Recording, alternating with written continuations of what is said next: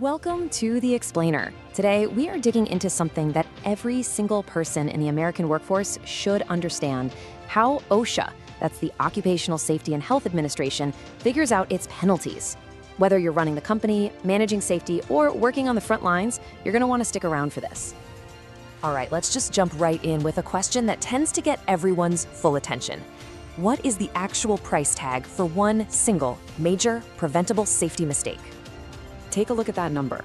For 2025, that could be as high as $165,514. And let me be perfectly clear, this isn't for some huge catastrophe. This is the potential fine for one single violation that an employer either deliberately ignored or just kept making over and over. That's a number that's designed to make sure safety is never, ever just an optional expense.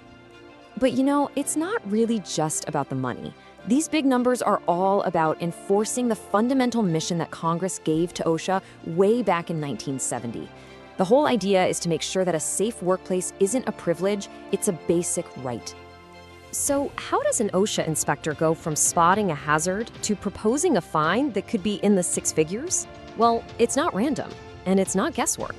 Let's pull back the curtain and look inside OSHA's penalty calculator. It's actually a pretty logical three-step process. First, they figure out the gravity of the hazard, how serious it is. Then, they apply some adjustments based on the specific company. And finally, that's how they land on the proposed penalty. Let's break each of those down. So, the first and most important piece of the puzzle is this thing called the gravity-based penalty, or GBP. The easiest way to think about it is like a risk assessment. OSHA is just asking two really simple questions. One, how badly could someone get hurt? And two, how likely is it that they're going to get hurt?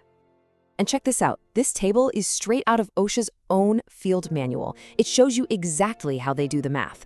You can see right at the top if the potential injury severity is high, and we're talking about really serious harm or even death, and the probability of it happening is greater, boom, the penalty starts at the maximum for a serious violation, $16,550. As you go down the table, if either the severity or the probability gets lower, that starting number starts to drop. Now, once that base penalty is set, it's not a done deal. OSHA can actually apply reductions. They'll look at the size of the company, whether you've made a good faith effort to have a real safety program, and your track record. And this, right here, is where being proactive about safety really pays off. If you can show them records of your safety meetings, your audits, and how you fix problems, that's the kind of hard evidence of good faith that can lead to a much smaller fine. Okay, so let's move on and look at the whole spectrum of violations. Because, as you can imagine, not all hazards are created equal, and OSHA has a very clear way of classifying them. This little table is a fantastic map of the whole landscape. You've got your serious and other than serious violations on one end, and then you have what I like to call the penalty multipliers, willful and repeated violations. And you can see that's where the fines just skyrocket into that six-figure territory. All right, the most common type of violation you'll see is a serious violation. This is where that gravity-based penalty calculator we just looked at comes into play. A classic example, imagine a missing guardrail on a platform that's, say, 10 feet in the air. A fall from there could easily cause a major injury, or worse, and the employer absolutely should have known that hazard was there. The best way to prevent these is to do regular job hazard analyses, or JHAs, so you can find and fix these risks before anyone gets hurt. Then you have other than serious. Now, this is still a safety problem, but it's one that's not likely to cause a really bad injury. We're talking about things like messy paperwork or maybe some minor trip hazards. They might seem small, but they still matter. A great way to stay on top of this is to make sure simple things like good housekeeping and clear labeling are part of your regular safety inspections. It just shows you're committed to safety from the ground up. Okay, now let's talk about the violations that can truly put a business in jeopardy. These are the ones that OSHA considers to be the absolute worst offenses. So both willful and repeated violations have that same terrifying maximum penalty of over $165,000, but they're different. A willful violation is about intent. It's when a manager knows a trench is unsafe, but tells a worker to get in there anyway. A repeated violation, on the other hand, is about history. It's when a company gets a ticket for, say, a lack of fall protection. They fix it. But then a year later, an inspector finds the exact same problem at a different job site. One is about knowingly breaking the rule. The other is about failing to learn your lesson.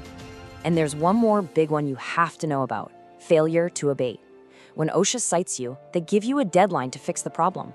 If you blow past that deadline, the fines can start stacking up. For every single day that hazard is still there. This can become financially crippling faster than almost anything else. But the pain doesn't necessarily stop there. OSHA has another enforcement tool that can make these fines multiply like crazy. It's called the instance by instance, or IBI policy. And believe me, it is a total game changer. Let me walk you through a quick scenario. Let's say an inspector finds a machine with a critical safety guard missing. That's a classic, serious violation.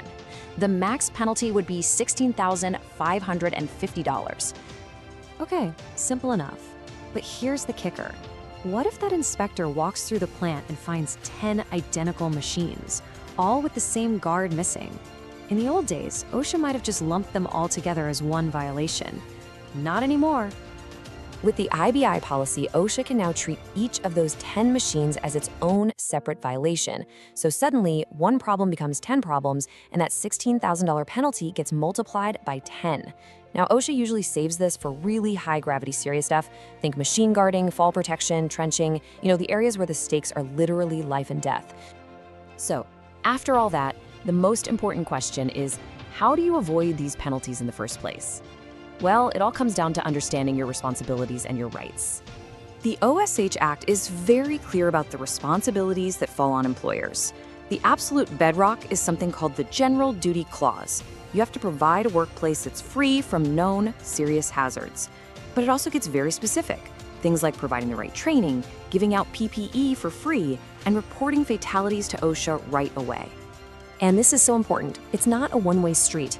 As a worker, you have fundamental, legally protected rights. You have the right to ask for an OSHA inspection, to get training you can actually understand, and maybe most critically, you have the right to bring up safety concerns without being punished for it. That right there is the foundation of a healthy safety culture. Okay, we've gone through a lot here, so let's just boil it all down to the absolute must-know takeaways from this whole explainer. First, these penalties are no joke, and they go up every year with inflation. Second, the calculation is a formula, not just a random number. It all starts with gravity. Third, you've got to know the difference between a minor issue and a major one, like willful or repeated. Fourth, never forget the policies like instance by instance can make a big fine a truly massive one. And finally, the most important point of all, the best defense is a good offense. A proactive safety program is your best bet to protect your people and your business. When it's all said and done, it really comes down to this one question. The entire penalty system is designed to force every business to answer it honestly. Is safety a core value for you, or is it just another line item on a budget? Thank you so much for joining us for this deep dive into OSHA penalties. If you found this helpful, do us a favor and hit that like button and subscribe to the HSE Study channel. We are always putting out new content to help you make your workplace safer. Stay safe out there.